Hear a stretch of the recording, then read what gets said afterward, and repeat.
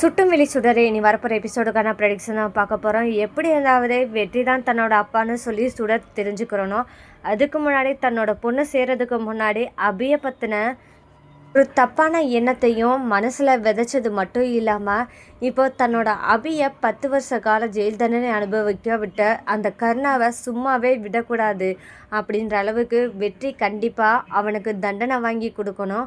அதுக்கு என்னென்ன ஆதாரங்கள் தேவை அப்படின்னு சொல்லிட்டு நம்ம வெற்றி சீக்கிரம் தேட போகிறாரு. இதுக்கான தருணம் கூடி சீக்கிரம் வரப்போகுது. ஏன்னா தன்னோட பொண்ணுக்காகவாது அபியை ஜெயிலுக்கு திரும்பவும் போகாமல் இருக்க வைக்கணும்னா கண்டிப்பாக அபி நிரபராதியா குற்றவாளியா அப்படின்னு சொல்லிட்டு அதுக்கான உண்மையை நம்ம தேடணும் அப்படின்னு சொல்லிட்டு வெற்றியும் கர்ணாவை பற்றின ரகசியத்தையும் தெரிஞ்சுக்க போகிறாரு. இந்த இடத்துல வெற்றியோட கோபத்துக்கு எல்லையே இல்லாமல் போக போகுது. ஏன்னா கர்ணா தன்னோட ஆசைக்காக தன்னோட மனைவியான பார்வதியவும் கொலை பண்ணிட்டு இதில் அபியை சிக்க வச்சிருக்கா. இதுக்கு எல்லாமே காரணம் ஸ்வேதாவுக்காக தான் இவை செஞ்சுருக்கான் அப்படின்றது தெரிய வரப்போகுது. அபி குற்றவாளி கிடையாது அப்படின்னு உண்மையை தெரிஞ்சுக்கிட்ட நம்ம வெற்றி இனி கர்ணாவுக்கு என்னென்ன மாதிரி கஷ்டங்களை கொடுக்கணும், அது மட்டும் இல்லாமல் அவனை எப்படி ஜெயிலுக்கு அனுப்பணும், அதுக்கான ஆதாரங்கள் எங்கெங்கே இருக்கும் அப்படின்னு சொல்லிட்டு அவனோடையே இருந்துக்கிட்டு ரகசியமாக தேட போகிறாரு நம்ம வெற்றி. ஆனால் தன்னோட கோபத்தை எந்த அளவுக்கு வெளியே காமிக்கக்கூடாதோ அந்த அளவுக்கு பொறுமையாக வெளிக்காமிக்காமல் தன்னோட பொண்ணுக்காக காத்துட்ருக்காரு. ஆனாலும் கர்ணாவுக்கு இனி சுடரை பற்றின உண்மை தெரிய வருமா அப்படின்றதாங்க இனி வரப்போகிற எபிசோடில் அடுத்தடுத்த ட்விஸ்ட்டு நிறையாவே இருக்குது. இந்த மாதிரியான சுவாரஸ்யங்களை நீங்கள் தெரிஞ்சுக்கணும் மறக்காமல் நம்ம சேனலை சப்போர்ட் பண்ணி ஆதரவு தெரிவிங்க. பாவம் நம்ம சுடர் இப்போ சரளா பேசின பேச்சுனால அபியும் சுடரும் ஒரு முடிவில் இருக்காங்க. என்னதான் இருந்தாலும் நம்மளால் யாருக்கும் எந்த கஷ்டமும் வரக்கூடாது அப்படின்னு சொல்லிட்டு அனாதை அப்படின்ற அளவுக்கு தனித்து இருக்காங்க. இதை தாங்க முடியல சுடருக்கு. இப்போ ஸ்கூலுக்கு போய் படிக்கணும்னு தான் நம்ம சுடரோட ஆசை. ஆனால் அந்த ஆசையிலையும் மண்ணள்ளி போடுற மாதிரி சரளா ஒரு முடிவெடுத்துட்டாங்க. சரளா என்ன சொன்னாங்கன்னா, இந்த ஸ்கூலுக்கு அதாவது தருண் தீயா படிக்கிற ஸ்கூலுக்கு கண்டிப்பாக இந்த சுடர் போகக்கூடாது அப்படின்ற ஒரு கண்டிஷன் போட்டதுனால நம்ம அபியும் அதை ஏற்றுக்கிட்டு சுடரை ஸ்கூலுக்கு அனுப்பாமல் இருக்காங்க. பாவம் வெற்றி தன்னோட மகளை பார்க்கறதுக்காக காத்துட்ருக்க வெற்றி அப்போ தான் தெரிய வருது தன்னோட சுடரும் மற்றும் அபி இவங்க 2 பேருமே யாரும் இல்லாத அனாதை மாதிரியே தனித்து வைக்கப்பட்டிருக்காங்க அப்படின்னு சொல்லிட்டு நம்ம வெற்றிக்கு தெரிய வருது. அதனால சுடர் ரொம்பவே அழுது கஷ்டப்படுறதை பார்த்து தாங்க முடியாத வெற்றி சுடர்கிட்ட உங்களுக்காக நான் இருக்கேன் அப்படின்னு சொல்லிட்டு வார்த்தையை சொல்கிறாரு. இதை கேட்ட சுடர் நிஜமாவா அங்கிள் அப்படின்னு சொல்ல, சுடர் நான் இருக்கேன், நீங்கள் அனாதெல்லாம் கிடையாது அப்படின்னு சொல்லவும் சரின்னு சமாதானம் ஆகுறாங்க. இந்த இடத்துல தான் சுடர் நீ கண்டிப்பாக ஸ்கூலுக்கு வந்தே ஆகணும் அப்படின்ற மாதிரி முடிவெடுக்கிறாரு. சரி சுடர் ஸ்கூலுக்கு வரணும்னா அதுக்கு என்னென்ன எல்லாம் பண்ணணும் அப்படின்னு சொல்லி யோசிச்சு சுடரோட ஸ்கூல் மிஸ்கிட்ட போய் நம்ம வெற்றி பேச போகிறாரு. அந்த இடத்துல நீங்கள் எப்படி இருந்தாவது சுடர் ஸ்கூலுக்கு வர மாதிரி அவங்க வீட்டில் பேசுங்க அப்படின்னு சொல்லி நம்ம வெற்றி சொல்ல போகிறாரு. அப்போ திரும்பவும் நம்ம சுடர் ரொம்பவே ஹாப்பியாக சந்தோஷமாக இந்த ஸ்கூலுக்கு வர ஆரம்பிக்க போகிறாங்க.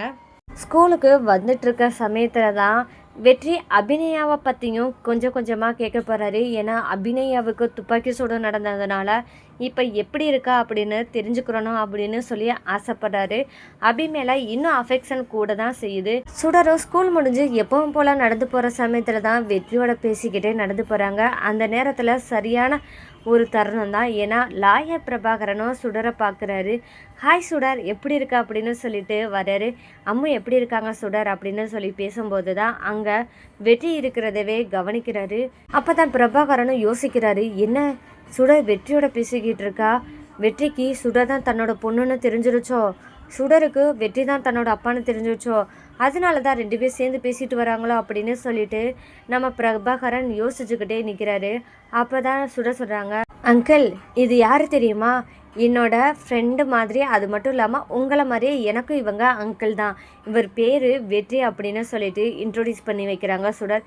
இதை பார்த்ததுமே ஓ அங்கிள் தான் தெரிஞ்சிருக்கோ, அப்பான்னு இன்னும் சுடருக்கு தெரியலை அப்படின்னு சொல்லிட்டு நம்ம பிரபாகரன் ஓ அப்படியா சுடர் அப்படின்னு சொல்லிட்டு பிரபாகரனும் ஹாய் சொல்கிறாரு. இதை பார்த்ததுமே சரி இனி சுடர் முன்னாடி எதுவுமே காமிச்சிக்க முடியாது அப்படின்னு சொல்லிட்டு ஹாய் அப்படின்னு சொல்லிட்டு பேசிக்கிறாங்க. இந்த மாதிரி பேசிகிட்டு இருக்கும்போது தான் சரிங்க அங்கிள் எனக்கு லேட் ஆகுது, அம்மா என்ன பண்ணுறாங்கன்னு தெரியலை, நான் சீக்கிரம் வீட்டுக்கு போகணும் அப்படின்னு சொல்லிட்டு நம்ம சுடர் கிளம்பி போகிறாங்க. இந்த இடத்துல தான் வெற்றி ஒரு கேள்வி கேட்குறாங்க, ஆமாம் உங்களுக்கு எப்படி இங்கே சுடர தெரியும் அப்படின்னு சொல்லிட்டு வெற்றி கேட்க, அதை நான் கேட்கணும் சார், உங்களுக்கு எப்படி சுடர தெரியும் அப்படின்னு சொல்லி கேட்குறாரு லாயா பிரபாகரன். அப்போ வெற்றி சொல்கிறாரு, இங்கே மகேஷோட ஃப்ரெண்டு தான் சுடர் அப்படின்னு தான் தெரியும் அப்படின்ற மாதிரி வெற்றி சொல்கிறாரு. அப்போ தான் வெற்றியை மனசுக்குள்ளே நினைக்கிறாரு, சுடர் தன்னோட பொண்ணு அப்படின்னு நமக்கு தெரிஞ்சிருச்சு அப்படின்ற விஷயம் கண்டிப்பாக யாருக்கும் இப்போ வரைக்கும் தெரியவே வேணாம் அப்படின்னு ஒரு முடிவு பண்ணி தான் இப்போது மகேஷோட ஃப்ரெண்டுன்னு சொல்லிட்டு லாயா பிரபாகரன்ட்ட சொல்ல, லாயா பிரபாகரன் ஓ அப்படியா, அப்போ இது வரைக்கும் உங்களுக்கு சுடர் உங்களோட பொண்ணுன்னு தெரியாமல் தான் இருக்கு போல், இதுதான் நல்லது அப்படின்னு சொல்லிட்டு பிரபாகரன் நினைக்க, அப்போ சரி சுடர் உங்களுக்கு எப்படி தெரியும் நம்ம வெற்றி கேட்குறாரு. அப்போ பிரபாகரன் சொல்கிறாரு, சரி இந்த இடத்துல நம்ம உண்மையை சொன்னால் அது மூலமாக கர்ணா கிட்ட ஏதாவது ஆதாரம் கிடைக்குதா அப்படின்னு பார்க்குறதுக்கு கண்டிப்பாக நம்ம வெற்றியால் மட்டும்தான் முடியும். அது மட்டும் இல்லாமல் அபி நிரபராதி அப்படின்னு நிரூபிக்கிறதுக்கு ஆதாரத்தை கொண்டு வரதுக்கும் உதவியாக இருக்க போகிறது வெற்றியாக இருந்தால் நல்லாயிருக்கும். இனியாவது அபியை பற்றின தப்பான எண்ணத்தை மறந்து அபி தப்பு பண்ணலை அப்படின்ற ஒரு உணர்ந்து இனி சுடரும் அபியோடையும் சேர்ந்து வாழணும் அப்படின்னு சொல்லிட்டு நம்ம பிரபாகரன் ஆசைப்படுறாரு. அதனால பிரபாகரன் நான் அபியோட கேஸை எடுத்து நடத்துகிற வக்கீல் தான் நான் அப்படின்னு சொல்லிட்டு பிரபாகரன் சொல்ல, அப்போது என்னது அபியோட கேஸ் எடுத்து நடத்துறது நீங்களா, அப்புறம் ஏன் கர்ணா வீட்டுக்கு வந்தீங்க அப்படின்னு சொல்லி கேட்க, கர்ணா வீட்டுக்கு அது வேற கேஸு இது வேற கேஸு, அதுக்கு இதுக்கும் சம்மந்தம் இல்லை அப்படின்ற மாதிரி பேசுகிறாரு. இல்லை எனக்கு ஒரு டவுட் இருக்குது, அதனால தான் உங்கள்கிட்ட கேட்குறேன். எனக்கு அபி தப்பு பண்ணியிருக்க மாட்டா அப்படின்றதான் எனக்கு இன்னமும் தோணுது. அது எதனாலன்னு தெரியல. இவ்வளோ தூரத்துக்கு ஜெயிலில் கஷ்டப்பட்டுட்டு வந்தவளை இப்போ துப்பாக்கி சூடு நடத்துகிற அளவுக்குலாம் நடந்திருக்கு. அப்போது பார்வதி அக்கா கொலை விஷயத்தில் ஏதோ தப்பு இருக்குன்னு தோணுது. அதனால் அபியோட கேஸில் என்னென்ன நடந்துச்சு எல்லாமே உங்கள்கிட்ட சொல்லியிருப்பாளே, அந்த உண்மையை என்கிட்ட சொல்லுங்கள், ஏதாவது என்னால் முடிஞ்ச ஹெல்ப்பை பண்ணுறேன் அப்படின்னு சொல்லிட்டு வெற்றி சொல்ல, அப்போ லாயா பிரபான் ஆஹா நம்மளும் இதைத்தான் எதிர்பார்த்தோம், வாங்க நீங்களே வந்துட்டீங்க, இனி உங்கள்கிட்ட உண்மையை சொல்ல ஆரம்பிக்க வேண்டியதுதான் அப்படின்னு சொல்லி லாயர் பிரபாகரன் வெற்றி கிட்ட எல்லா உண்மையும் சொல்லிடுறாரு.